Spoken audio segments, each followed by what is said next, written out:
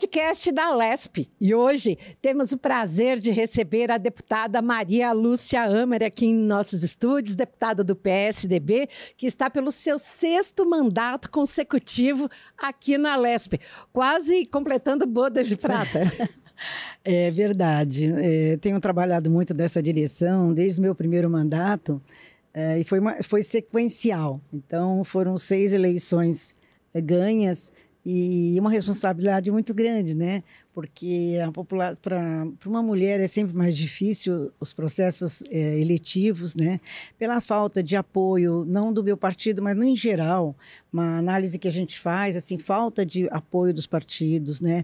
Muitas vezes colocam e as mulheres se permitem também entrar na cota, simplesmente para preencher a cota, mas não preparadas ou com o espírito e a vontade de efetivamente se candidatarem, para se elegerem, para ter um mandato parlamentar, seja no município, seja no estado, seja no governo federal, no Congresso Nacional. Então, todos esses dificultadores que nós passamos, falta de investimento nas campanhas femininas, né? Não se investe nas campanhas femininas, então sempre foi muito difícil o processo. Mas graças a Deus eu consegui, assim, com muito trabalho, muito esforço e muito apoio da região onde eu atuo, que é a região metropolitana de Sorocaba, que são 27 cidades, nós temos conseguido ser reeleitas pelo trabalho que a gente tem feito. Mas em comparação a 2 décadas, quando a senhora começou na política, e aqui a Alesp, quando a senhora começou a engatinhar aqui na Alesp, a situação mudou bastante e melhorou, né? Ainda assim precisa melhorar mais. Na questão da quantidade de mulheres, realmente nós tivemos um avanço, principalmente nessa última eleição, nós tivemos um avanço em termos de quantidade de mulheres. Mas no começo, quando eu cheguei aqui, nós não conseguimos atingir 10% do número de mulheres. Dos 94 deputados, a gente não tinha uma cota proporcional ao nosso trabalho. E aí vai uma preocupação em relação a essa questão, né? Se você considera que um dado de realidade, 52% dos eleitores são mulheres, esse efeito não se reproduz na eleição das mulheres. Então, tem alguma coisa que não fecha, porque se nós efetivamente nos mobilizássemos e as mulheres realmente investissem nas candidaturas femininas, nós teríamos um número maior, né? Então, a gente percebe que ainda é uma questão difícil ainda até certo ponto até inexplicável, mas de qualquer maneira nós continuamos investindo. Eu tenho feito todo um processo, porque eu estou há mais de 30 anos no PSDB, que é o meu partido. Presidi por diversas vezes o partido na cidade, faço parte do diretório estadual, agora faço parte da federação do nacional, para estimular a participação das mulheres. Então, no nosso partido, nós temos tido uma representatividade boa. Hoje, nós, como mulheres, nós somos da federação, nós fomos a maior bancada feminina dentro de um partido. Somos o 3º partido em tamanho na Assembleia, porque só somos em 12 da federação, mas nós temos uma representatividade feminina acima do proporcional de outros partidos. Isso é muito bom. Na sua opinião, é preciso mudar a cultura? As adolescentes já têm que crescer vendo essa questão da política e da importância do engajamento? E sabe o que eu acho que falta nas escolas? Assim, tem algumas cadeiras, o currículo escolar precisa ser readaptado, né? Nós precisamos incluir, desenhando de uma forma melhor, a participação das mulheres, das jovens, dos adolescentes, né?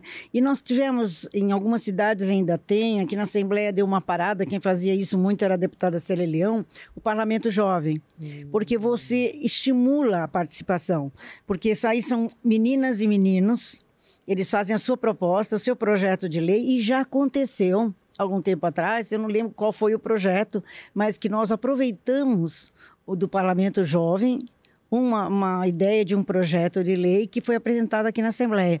Então, quem contribui com isso já fica naturalmente meio que vocacionado para a vida pública. Então, nós precisamos começar a cuidar dos adolescentes para que eles se sintam estimulados para participar do jogo político. Porque O jogo da política é um jogo bruto, né? E nós, nada mulheres... gentil. Exatamente. E nós, mulheres, eu acho que nós precisamos... eu acho que nós damos aquele equilíbrio na questão dos debates, dos desentendimentos, né? Porque as mulheres, no geral, elas vencem pelo diálogo, pelo convencimento, né? E é uma tendência masculina de ganhar no grito. Então, o olhar feminino e a postura feminina num parlamento faz toda a diferença. Agora, a deputada Maria Lúcia Ameri, a senhora pertenceu à dinastia do PSDB aqui na casa e agora nós temos aí um novo governador do Republicanos. Qual o balanço que a senhora faz dessa mudança de gestão, sob nova direção? É uma mudança brusca, porque assim, todos esses meus 20 anos já como deputada, nós já tivemos mais de 20 anos, né? Eu sempre com o governo do PSDB. Né? Então, eu confesso para você que eu fiquei um pouco preocupada, porque no primeiro turno nós apoiamos o Rodrigo Garcia, que foi um grande governador, junto com o João Dória, e depois ele não conseguiu ir sequer para o segundo turno, por problemas partidários, políticos, então, que foi realmente uma injustiça em relação ao governo que foi feito. Nós tínhamos 28 anos de governo de São Paulo. A minha preocupação é que nós não tivéssemos acesso ao governador, né? E a gente pudesse continuar fazendo o trabalho que a gente faz na região. Mas a boa notícia é que o governador Tarcísio está me surpreendendo positivamente, porque eu não tinha contato, né, com ele, porque eu apoiei outro candidato no seu segundo turno, que a federação praticamente, na sua maioria, apoiou no segundo turno, mas confesso que fiquei preocupada. Mas eu tive umas 2 semanas atrás, né? Fui recebida pelo governador Tarcísio, tive a oportunidade de ficar uns 40 minutos conversando com ele e senti nele gestos muito democráticos, né? Me receber, né? Que não sou da base do governo, mas a nossa federação tem tido muita responsabilidade nas votações. Todo esse processo que aconteceu da Sabesp, da privatização, nós estamos votando, os projetos são importantes para o estado de São Paulo. E esse fato do governador, esse diálogo tete a tete com o governador, ele me passou muita confiança, né? Passou assim, ele foi muito generoso na conversa. Então eu senti que não iria, tenho certeza que não vou ser o nosso partido não será discriminado, nem eu, por não ser a base do governo. Mas nós estamos ali juntos fazendo a diferença, porque em algumas votações a nossa federação, que são 12 deputados, fazem a diferença no sentido de aprovação de alguns projetos importantes. Porque nós tivemos nessa última eleição a direita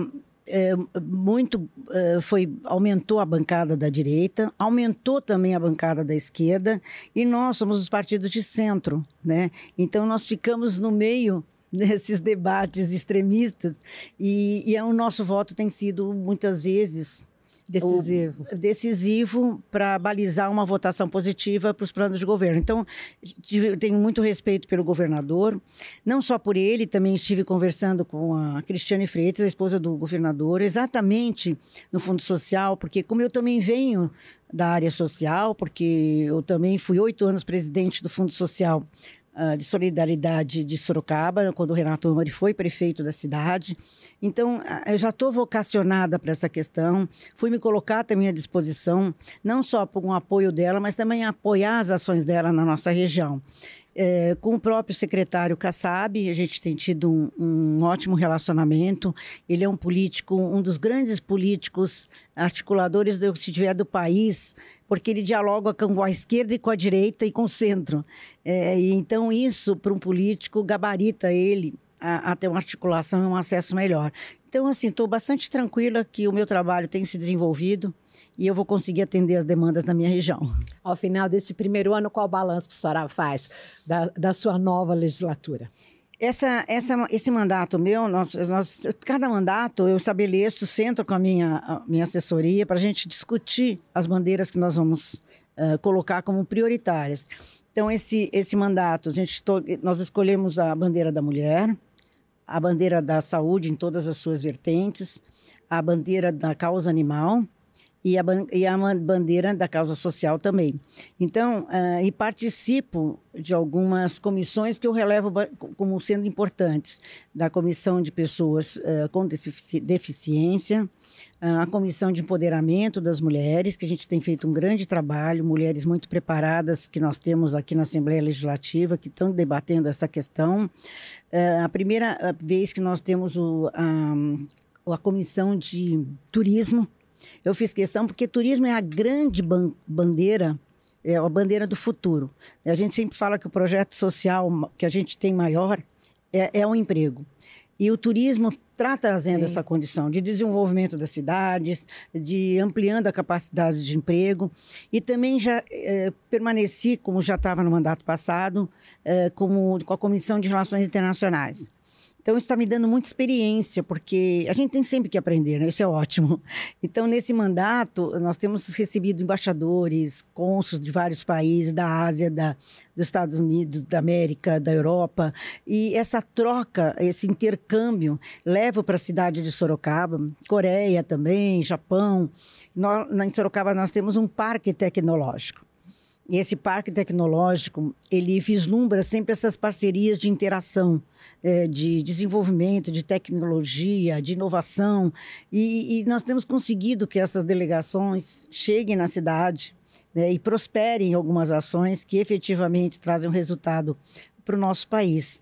Porque países da Europa, que são países diferentes culturalmente nossos, mas intercâmbio de cultura, de educação, de saúde também, contatos com a Arábia Saudita também.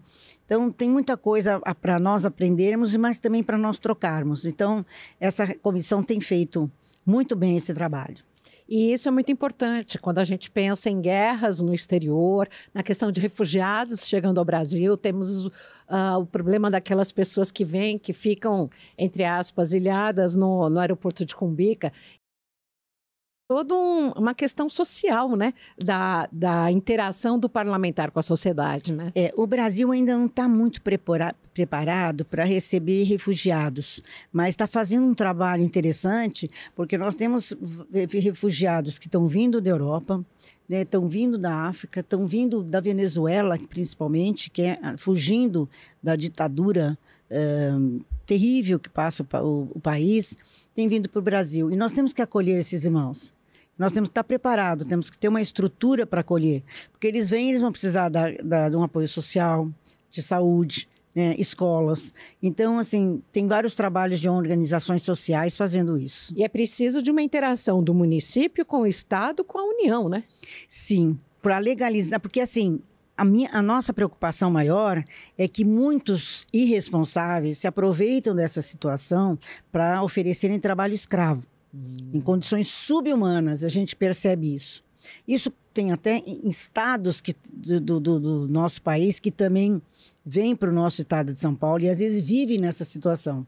Mas principalmente os refugiados, é isso que nós temos que acolhê-los, promovê-los, darmos condições para que eles possam exercer a atividade deles, para que não seja um peso para o país e eles não sejam umas pessoas que não tenham o respeito do Brasil para dar uma condição deles se estabelecerem aqui e terem uma vida digna. E é preciso ter uma união de esforços e inclusive de recursos, né? Por isso que quando as autoridades falam, não, podem vir para o Brasil, que a gente concede a entrada, libera, mas também é preciso vir dinheiro da União para acabar sustentando e promover o bem-estar de todas as pessoas que tristemente fogem das suas terras. Então, é aí que entra como é importante a diplomacia brasileira, né? Ela se preparar para essa questão, ter mecanismos de legislação que possam acolher essas pessoas, para que elas possam se sentir inseridas dentro da sociedade.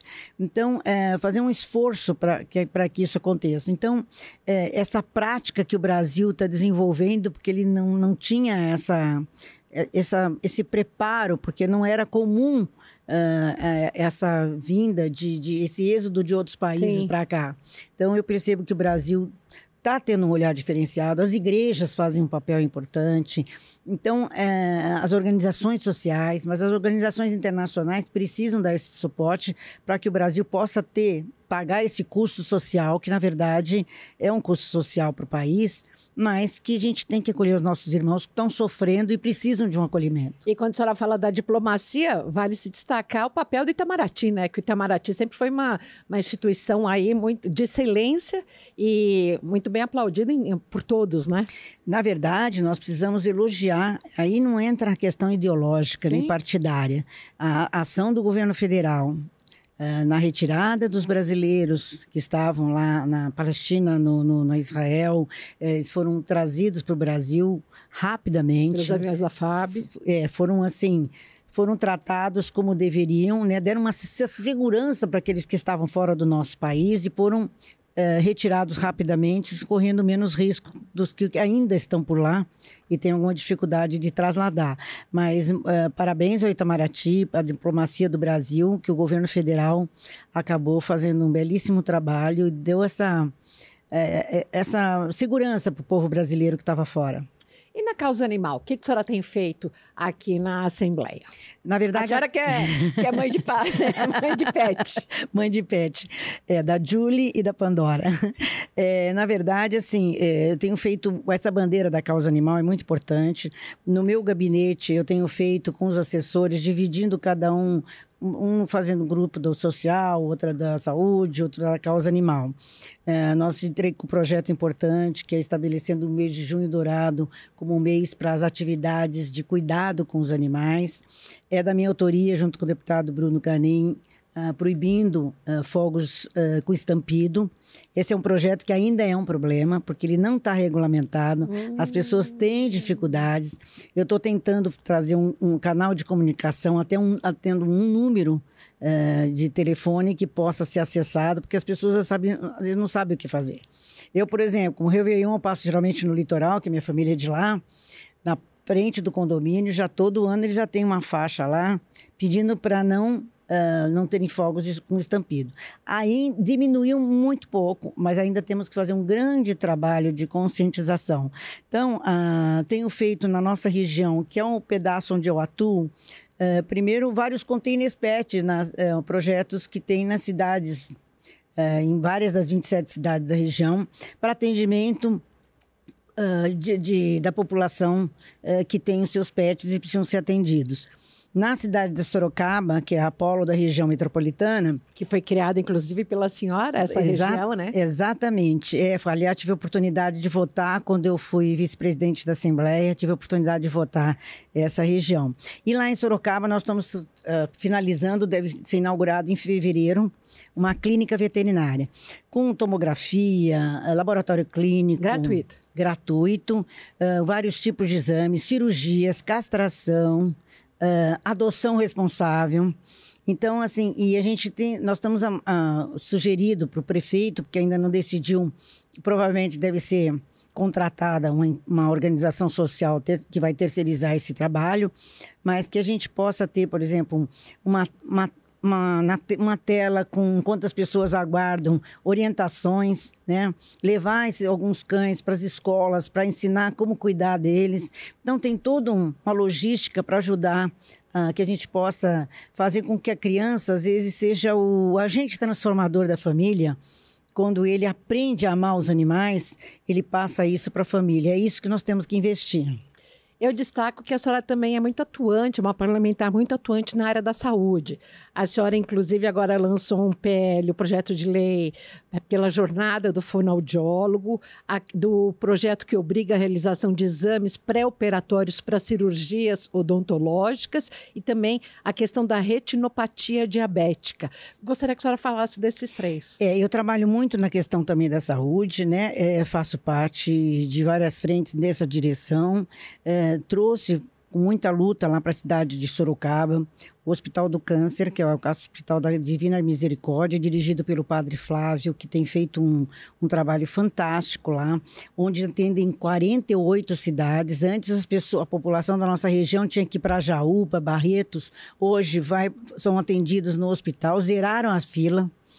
A mamografia está absolutamente em dia. Então, todo esse trabalho que a gente tem feito, sem esquecer que nos últimos dias do governo do Geraldo Alckmin, hoje é presidente da República, uma pessoa que eu tenho muito respeito, ele, como governador, inaugurou o hospital regional, o novo hospital regional. Ficou 6 anos em construção, foi uma bandeira nossa, que hoje atende milhares de população, tem mais de 90% de aprovação. Isso lá na região de Sorocaba. Na região de Sorocaba, que pega todas as cidades. O AME, o Ambulatório Médico de Especialidades, foi uma luta nossa, vai fazer 10 anos agora. Porque como eu estou muito tempo na política, com cargos eletivos, eu tenho toda uma história de construção desse trabalho. Então, na parte da saúde, trabalhei muito nessa direção, tenho trazido recursos para mutirões, para zerar fila de cirurgias. O Hospital Luci Montoro foi uma luta nossa também, funciona muito bem, dá uma grande retaguarda na nossa região. Então, são pequenas ações, mas que trazem um resultado positivo quando a população, a região começa a se sentir... Fora as unidades básicas de saúde, que eu trouxe para várias cidades da nossa região, com recursos através de emendas ou de programas de governo, e com isso, quando a gente dá uma independência maior para as cidades da região, desafogam a região, ao polo central, que é a Sorocaba, e dá mais dignidade de atendimento para a população. Centenas, nesses anos todos, de ambulâncias, para que as pessoas tenham condições, porque a gente via aquelas ambulâncias que mal cabia a pessoa dentro, né, quase que ficava com o pé para fora. Não, são ambulâncias que foram feitas com muita responsabilidade pelos nossos governos anteriores, entregues em ambulâncias UTI. Então, assim, estou muito focada nessa questão. E essa é uma bandeira que não tem como, é a bandeira mais forte, porque saúde é tudo, né? Sem ela a gente... E por que a retinopatia diabética? O que diz o seu projeto? Porque assim, nós trabalhamos em várias direções, então tem algumas doenças que é importante criar dias, o dia do Parkinson, porque para chamar atenção e colocar na vitrine os debates com relação a essas doenças específicas. Faço parte da frente, presido a frente de doenças raras, que eu apoio a Casa Hunter, que até deixar um abraço de políticas públicas para doenças raras. Né? Fizemos um programa aqui na Assembleia, exatamente discutindo a questão das doenças raras. Estou trabalhando, uma das pautas que eu quero levar para o governo, e tenho discutido essa questão, de fazer o primeiro hospital de raros do país. Nós não temos, na verdade, do mundo, porque tem um hospital de menor porte que foi inaugurado agora pelo governador Eduardo Leite, lá em Porto Alegre. E nós queremos, em São Paulo, o prefeito Ricardo Nunes já doou uma área na Vila Mariana, perto do Hospital São Paulo, para que ele seja construído. Agora nós estamos trabalhando para que a gente consiga recursos para que esse hospital seja uma realidade. Porque o que acontece?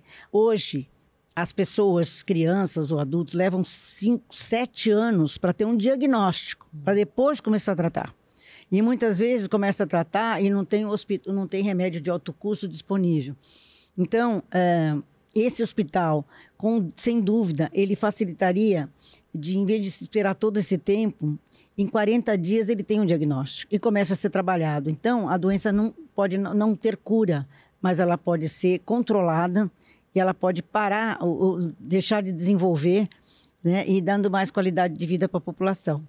Então, é um trabalho que eu estou muito atenta a isso. Já estive com o secretário Kassab colocando essa questão, com o próprio secretário de Saúde do Estado, sempre colocando para que a gente possa... Vai ter recursos também da iniciativa privada, mas nós estamos trabalhando nisso, porque não é uma ação que você resolve com emendas. Tem que ser dentro de um orçamento do Estado, né? Uma coisa maior. Então, estamos trabalhando para que isso possa acontecer, para que a gente possa cuidar dessas doenças raras, que são milhares de doenças raras, né? E que muitos diagnósticos... O teste do pezinho, que hoje é uma realidade, ajuda a identificar uma série de doenças que também, pela obrigatoriedade que tem agora, há algum tempo, a gente já consegue identificar e começar a tratar para que ela não evolua. Sim, ou para que não evolua, ou que evolua de uma forma mais branda, para que dê uma melhor qualidade de vida ao paciente. Esse é um problema, a qualidade de vida, para que ele possa, dependendo da situação, o fono, o físio, enfim, mas que possa ter uma estrutura de retaguarda que garanta um atendimento digno para que a doença possa ter o seu controle. Agora, a senhora é vice-presidente da CPI do golpe do Pix e da clonagem de cartões. Que balanço que a senhora faz neste final de ano, quando milhares de pessoas perderam muitos reais por conta disso? Isso eu falo, é um problema social, mexe com a vida financeira da população. Nós encerramos essa CPI com um relatório muito bem feito. Esse relatório com várias sugestões de medidas, porque foi a oitiva de delegados do Banco Central, dos bancos, da Federação de Bancos. Nós ouvimos dezenas de pessoas, Polícia Civil, para que a gente pudesse estabelecer algum resultado positivo no sentido de criar mecanismos para controlar. E nós colocamos agora, junto com o parecer do relator, nós colocamos ontem, se eu não me engano, o projeto, uma sugestão de um projeto de lei que possa trabalhar muito na questão, que seria tipo um botão de pânico para identificar o local onde a pessoa está, que ela possa ter uma senha de pânico, que aí o banco possa entender naquela sinalização que a pessoa está sendo vítima de alguma abordagem desse tipo.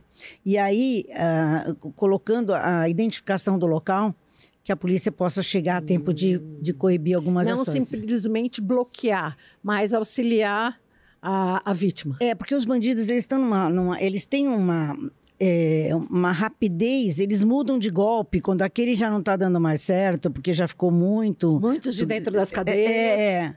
E aí eles mudam, criam um novo mecanismo de golpe. Impressionante a capacidade deles de reverter a situação e criando um outro mecanismo que faz com que as pessoas entrem nos golpes. Então, essa foi uma contribuição importante, né? A CPI, que foi presidida pelo deputado Itamar Borges, eu trabalhei como vice-presidente. Então, assim, me senti dando uma contribuição no sentido de nós sugerirmos um mecanismo, né? Não é uma CPI que ficou sem resultado.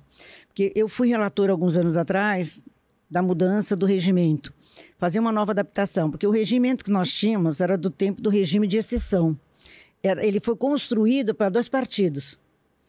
Então, não tinha a bancada de minoria, não tinha prazo para terminar as CPIs, então ela ficava de eterno. Então, foram criadas, e por incrível que pareça, lembrar aqui, no regimento se fala deputado. Hoje não, nós incluímos lá deputado e deputados. Então, parece uma mudança pequena, mas é um alerta que nós estamos aqui, né? Deputada, para encerrar aqui o nosso podcast, o papo está bom demais, mas o tempo já está se caminhando para o final.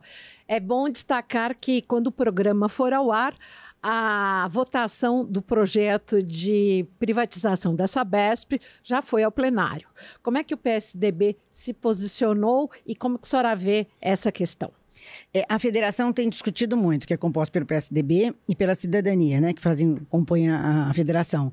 Nós discutimos bastante. Eu, particularmente, também ouvi os prefeitos da minha região. Porque no momento que você ouve os prefeitos, a minha vida pública depende da votação da população. Então, eu consultei muito, fiz enquetes na minha rede social, conversei com todos os prefeitos e eu percebo que a maioria é favorável.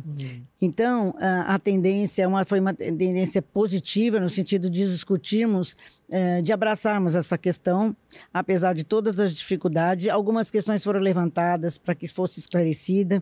A doutora Natália, que é a secretária de Estado que está cuidando disso, uma pessoa muito preparada, tem dado explicações para fazer o convencimento da importância.